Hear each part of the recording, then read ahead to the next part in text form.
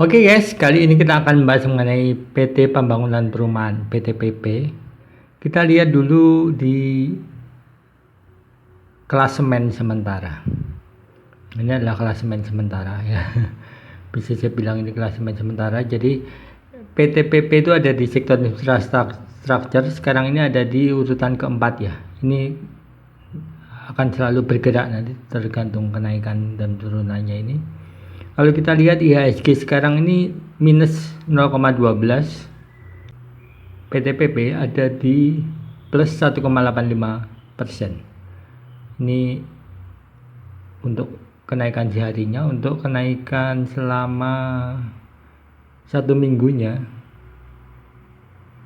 dia minus 6,38. Jadi selama seminggu ini kemarin ini dia mengalami penurunan. Kemudian kita lihat di 30 harinya. Dia minus 13. Kemudian kita lihat di 6 bulannya. Dia minus 12.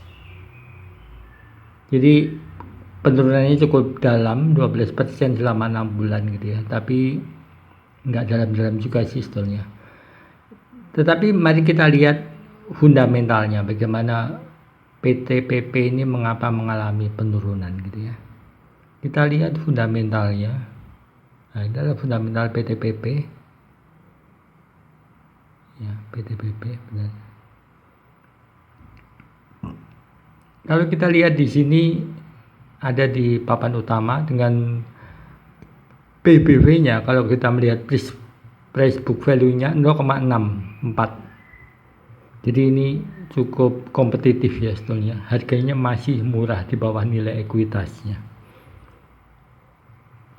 Kemudian price to asset value-nya lebih rendah lagi. Jadi memang kalau dilihat dari pengelolaan aset yang dilakukan, harganya ini masih rendah. Dan kalau kita lihat penjualannya, ini adalah grafik penjualannya. Yang biru ini total revenue. Dia data di Maret, Juni sampai September. Kemudian di Desember dia mulai naik sekitar 80%.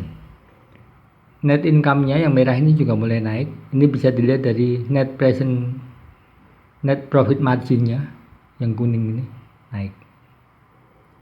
Kalau kita lihat di tata kelola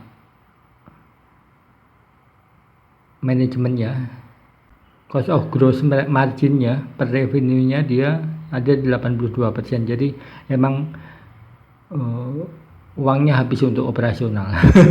Manajemen fee-nya hanya 2,58% dan ROA-nya juga rendah 0,19%. Memang perusahaan-perusahaan konstruksi di multi years kondisinya biasanya seperti ini, karena memang ini bisa dikonfirmasi dari ini ya, total ekuitasnya yang biru ini jauh lebih kecil dari liabilitasnya, karena proyek ini memang dijalankan melalui proyek-proyek jangka panjang, biasanya melalui order dulu, bayar belakangan, dan juga surat perintah kerjanya biasanya semacam digadekan gitu. Jadi memang dia beroperasi dengan dana dari perbankan atau dari pihak lain. Jadi kalau dilihat dari sini sebetulnya ekuitasnya juga datar gitu. Jadi rasanya nggak pantas gitu nilai sahamnya turun. Kenapa nilai sahamnya turun? Ini bisa dilihat dari sini. Sebetulnya ada 3 berita yang besar. Yang pertama di 16 Februari ini ya, KCC Glass Wafin berencana masuk ke industri terpadu batang. Jalan aksesnya dibiayai dengan APBN dengan dalam proses pengerjaan. Dan kemudian 1 April divestasi 3 asetnya, yaitu Tol Kuala Namu Bukit Tinggi, Tol Pandaan Malang, Terminal Pelabuhan Tanjung Kuala Tanjung Medan, dan juga ini menyebabkan PTPP berpotensi mendapatkan dana segar 2,2 triliun. Memang dia di sisi lain juga akan ada obligasi jatuh tempo sebesar 1,4 triliun. Jadi dana ini diharapkan bisa untuk membayar obligasi yang jatuh tempo, kemudian menerbitkan utang obligasi baru gitu. Dan itu sudah biasa memang seperti itu perusahaan infrastruktur. Berita bagusnya lagi 24 Mei KCC Glass melakukan groundbreaking. Jadi kalau di Februari ini baru dikatakan LG, KCC dan Bavin berencana masuk, di 24 Februari ini sebetulnya beritanya hari Sabtu kemarin ya. Saya tulis Senin soalnya Sabtu bukan hari kerja, nanti di grafik nggak keluar gitu. Saya tulis Senin ini mulai melakukan groundbreaking untuk pabrik kaca Korea KCC Glass. Jadi ini adalah berita-beritanya, hampir mirip, jadi dibaca aja. Silakan di pause dulu atau di capture, dibaca, ini boleh. Ini adalah kapitalisasi sahamnya.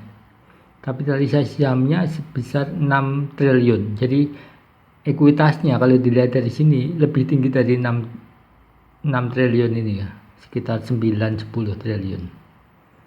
Bisa dilihat di sini sebetulnya. Ekuitas dia bisa dilihat di sini.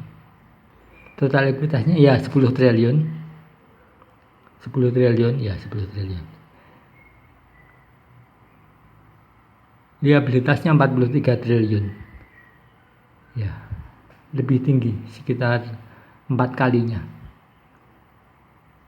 Kalau kita lihat di sini rasio stok jadi yang diperdagangkan ini sekitar 0,2%, cukup tinggi.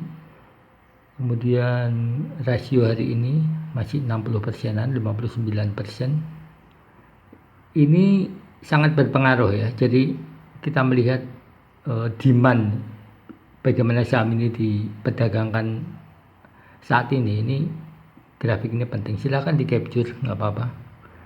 Kita langsung saja ke analisa teknikalnya. Nah, ini adalah analisa teknikalnya PTPP. PTPP seperti ini.